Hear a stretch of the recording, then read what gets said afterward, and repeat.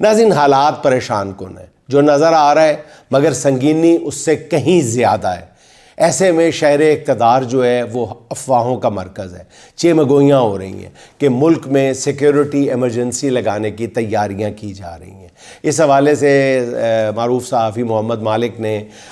وزیر دفاع کہلوانے والے خواجہ آصف صاحب سے سوال بھی کر دیا، اور اس کا جواب دیتے ہوئے خواجہ آصف صاحب نے کہا مجھے اس بارے میں پتہ نہیں ہے، لیکن ملک کے جو حالات چل رہے ہیں ہو بھی سکتا ہے،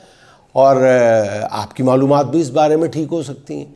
یعنی ملک کا وزیر دفاع اس بارے میں کچھ جانتا ہی نہیں ہے کہ آگے کیا ہونے جا رہا ہے، البتہ ایک آؤٹ سائیڈر کی طرح اپنی رائے دے رہا ہے کہ جو حالات چل رہے ہیں ان میں ایمرجنسی لگ بھی سکتی ہے۔ خواجہ آصف نے ایک اور بات بھی کہی ہے، ان کا کہنا ہے کہ عمران خان نے بلوچستان میں ہونے والی حالیہ دہشت گردی کی مذمت نہیں کی۔ عجیب بات ہے، اور یہ بات کہتے ہوئے خواجہ صاحب آپ کو رتی برابر بھی ان تینوں چیزوں میں سے ایک بھی نہیں آئی جس کا آپ فلور آف دا ہاؤس ذکر کرتے ہیں، ایک بھی نہیں آئی، رتی برابر بھی نہیں آئی کہ عمران خان نے مذمت کیوں نہیں کی۔ اس سے ثابت ہوا کہ ان کی ہمدردیاں، وہ کہتے ہیں کہ ہمدردیاں جو ہے وہ ملک کے ساتھ نہیں ہیں، غدار قرار دے دیا عمران خان کو۔ کوئی خواجہ صاحب آپ سے پوچھے کہ آپ کی حکومت نے عمران خان کے ساتھ ہر طرح کی ملاقاتوں پر پابندی لگائی ہوئی ہے، وہ کیسے مذمت کرتا؟ وہ اندر بیٹھ کر جیل کی کال کوٹڑی میں کس کے ذریعے کس انداز میں مذمت کرتا؟ حتیٰ کہ عدالتی کمیشن کو بھی عمران خان سے ملنے کی اجازت نہیں دی گئی۔ میرا خیال ہے کہ کوئی کیڑا بھی رینگتا ہوا جاتا ہوگا، اس کی بھی اندر جاتے ہوئے پہلے تلاشی لی جاتی ہوگی، پھر باہر نکل کے بھی تلاشی لی جاتی ہے۔ اور کیسے پتہ چلے کہ عمران خان نے دہشت گردی کی مذمت کی ہے یا نہیں کی؟ یا پھر وہ شہباز شریف صاحب کے بتائے ہوئے جاپانی انداز میں مذمت کرتے ہوں کر کے؟ خدا کا خوف کریں اور کسی معاملے پہ تو سنجیدگی اختیار کر لیں خواجہ صاحب۔ خواجہ صاحب عمران خان کو قید میں رکھ کر اس کی آواز کو دبا کر بھی آپ عمران خان کے خلاف ملک دشمنی کا بیانیہ نہیں بنا سکتے۔ پٹھے لمک جاؤ تسی، الٹے لٹک جائیں آپ۔ عمران خان کو 25-26 کروڑ لوگوں کی نظروں میں ملک دشمن نہیں بنا سکتے، کیونکہ 90% جو عوام ہے، قوم ہے، وہ اڈیالہ کے قیدی کے ساتھ کھڑی ہے۔ آپ اس حقیقت کو تسلیم کر لیں۔ اب جعفر ایکسپریس پہ حملے اور نوشکی میں ہونے والی دہشت گردی کے بعد قانون نافذ کرنے والے سول اداروں کی استعداد کار بڑھانے پر کام شروع ہو گیا ہے، اور کہا جا رہا ہے کہ قانون نافذ کرنے والے اداروں میں ڈسپلن کو برقرار رکھنے کے لیے متعدد اقدامات کیے جا رہے ہیں۔ ڈی جی لیویز فورس نے کہا ہے کہ اگر کوئی اہلکار دہشت گردوں کے سامنے بزدلی دکھاتا ہے، اپنی ذمہ داریوں میں غفلت برتتا ہے یا ہتھیار دہشت گردوں کے حوالے کر دیتا ہے، تو اس کے خلاف سخت تادیبی کارروائی کی جائے گی۔ ذرائع کا یہ کہنا ہے کہ آنے والے دنوں میں لیویز فورس کے اندر موجود کئی اور قباحتوں پر بھی قابو پانے کی کوششیں کی جائیں گی۔ اچھا ناظرین، اس موقع پہ آپ کو یہ بھی بتا دوں کہ آپ پچھلے 2 دن سے خبر سن رہے ہوں گے، میں نے بھی اس کا ذکر کیا تھا کہ وزیر داخلہ جو محسن نقوی صاحب ہے، ان کی تبدیلی کی افواہیں اس وقت بہت گرم ہیں۔ تو یہ خواہش ہے ہماری میڈم وزیر اعلیٰ پنجاب کی محترمہ مریم نواز شریف صاحبہ کی، جنہوں نے ہائی اپس تک اپنی یہ خواہش پہنچا دی ہے، اور وہاں پر اس خواہش کو اپروو بھی کیا جا چکا ہے مقتدر حلقوں میں۔ لیکن ضروری نہیں ہے ناظرین، ایک بات کہتا چلوں کہ جو خواہش لاہور میں جنم لے وہ راولپنڈی میں قبولیت اختیار کر لے تو اسلام آباد میں اس پر عمل بھی ہو جائے۔ آپ یہ بات سن کے یقیناً حیران ہوں گے، میری ہی کہی ہوئی باتوں کی یہ تردید یا نیگیشن بھی لگ رہی ہے، لیکن ناظرین بعض معاملات میں بہت زیادہ کمپلیکیشنز ہیں، باریکیاں ہیں جو ہر گزرتے دن کے ساتھ بڑھتی چلی جا رہی ہیں۔ شہباز شریف صاحب وہ نہیں ہیں جو نظر آتے ہیں۔ شہباز شریف صاحب ابھی تک جب میں آپ کے سامنے یہ معروضات پیش کر رہا ہوں، وہ محسن نقوی صاحب کو ہٹانے کے لیے تیار نہیں ہیں۔ وہ محسن نقوی صاحب کے ساتھ ہی کچھ عرصے تک کنٹینیو کرنا چاہ رہے ہیں۔ اب کتنے عرصے تک وہ رزسٹ کرتے ہیں محسن، کیونکہ ایک بات یاد رکھیے کہ محسن نقوی صاحب جو ہیں وہ اگر اسٹیبلشمنٹ کے بہت قریب ہیں،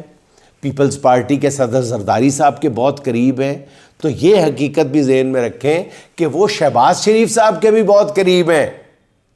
جب غالباً 2003 میں شہباز شریف صاحب جو ہے وہ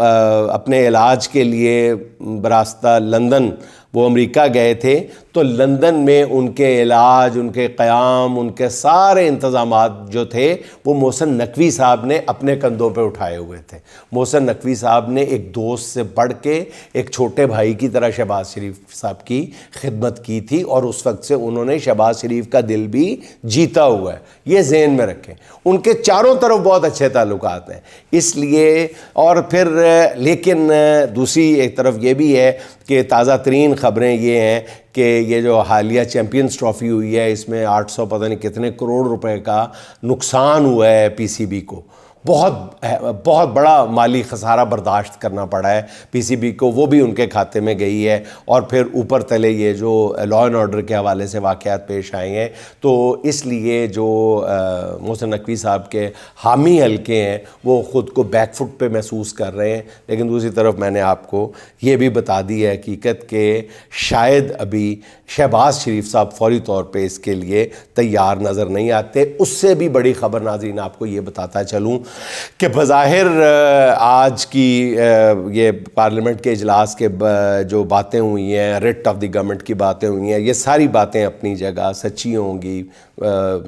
خلوص دل کے ساتھ کہی بھی گئی ہوں گی، 1 پیج بھی ہوگا، سب کچھ ٹھیک ہے۔ لیکن ناظرین آپ کو ایک بات پورے یقین کے ساتھ بتا دوں کہ اسلام آباد میں بعض حلقوں کی طرف سے بعض حلقوں کو خاص طور پہ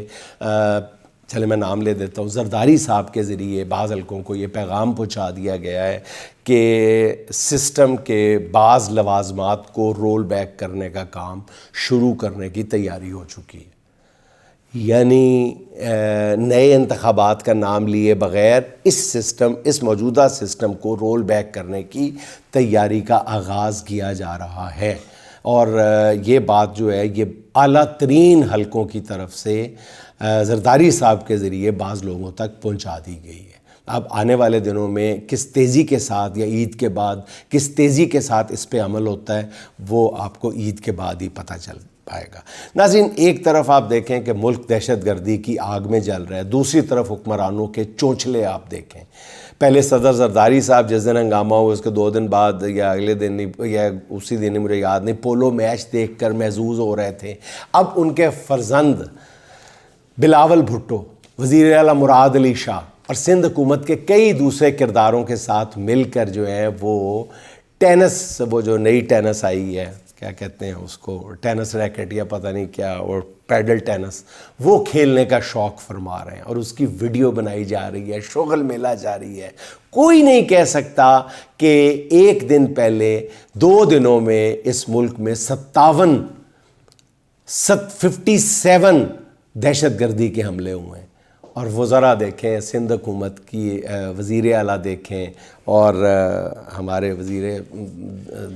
دیگر وزراء کے کام دیکھ لیں، بلاول صاحب سمیت پارٹی، مطلب یہ کیا کر رہے ہیں، ہنس رہے ہیں، مسکرا رہے ہیں، ٹھٹھا اڑا رہے ہیں، کوئی اندازہ نہیں ان کی باڈی لینگویج دیکھ کے ہوتا کہ یہ ملک جو ہے اس وقت آگ میں جل رہا ہے، اور اصرار کر کے اس شغل کی ویڈیو جو ہے وہ میڈیا پر جاری کروائی گئی، چلوائی گئی، سوشل میڈیا کا حصہ بنوائی گئی۔ دوسری طرف شہباز شریف صاحب سارے کام چھوڑ کے اس عمر میں وہ کھیل کود تو سکتے نہیں، اس لیے وہ وزراء کے وفد کے ساتھ عمرے پر روانہ ہو رہے ہیں۔ وہ ماہ مقدس میں عمرہ کریں گے، اپنے وفد کے ہمراہ ملک و قوم کی ترقی کی دعائیں کریں گے، ان کی تصاویر آئیں گی، ویڈیوز آئیں گی، روئیں گے۔ سنا ہے کہ ان کے ساتھ یا ان کے بعد مریم نواز صاحبہ بھی ایک بڑے وفد کے ہمراہ عمرے اور عبادت الہی کے لیے حرم پاک جائیں گی۔ دوسری طرف عوام اپنے پرہیزگار حکمرانوں کی درازی عمر کی یہاں بیٹھ کے دعائیں کریں گے۔ اچھا جی، پاکستان میں جب ناظرین چینی 120 سے 130 روپے فی کلو کے حساب سے بک رہی تھی، تب اچانک حکومت نے چینی ایکسپورٹ کرنے کی اجازت دے دی۔ اس شاندار فیصلے کا نتیجہ یہ نکلا کہ آج ملک میں چینی 180 روپے فی کلو تک بک رہی ہے۔ اب حکومت چینی امپورٹ کر رہی ہے، پھر بھی قیمتیں کنٹرول ہونے کا نام نہیں لے رہی۔ حکومت نے بھارت سے 50,000 ٹن چینی منگوا لی، وہی بھارت جس کے بارے میں بتایا جاتا تھا کہ جب تک کشمیر کا مسئلہ حل نہیں ہو جاتا اس سے تجارت نہیں ہوگی۔ لیکن اسی بھارت سے مارچ 2024 سے جنوری 2025 تک 50,000 ٹن چینی منگوائی جا چکی ہے۔ عوام کی آنکھوں میں دھول جھونکنے کے لیے پہلے بھارتی چینی جو ہے وہ یو اے ای سے منگوائی گئی، پھر وہاں سے پاکستان لائی گئی، پھیرا پوایا گیا تاکہ عوام کو بتایا جائے کہ چینی بھارت سے نہیں بلکہ متحدہ عرب امارات سے امپورٹ کی گئی ہے، یعنی عرب چینی ہے۔ بھلا کوئی پوچھے کہ دبئی اور ابو ظہبی کے صحرا میں گنا کہاں پیدا ہوتا ہے اور چینی کہاں بنتی ہے، یا چینی کو ایک پھیرا لگوا کے، عرب ریاستوں کا پھیرا لگوا کے اس میں سے کھجور کا ذائقہ آ جائے گا، مجھے نہیں پتا یہ کیا چکر ہے۔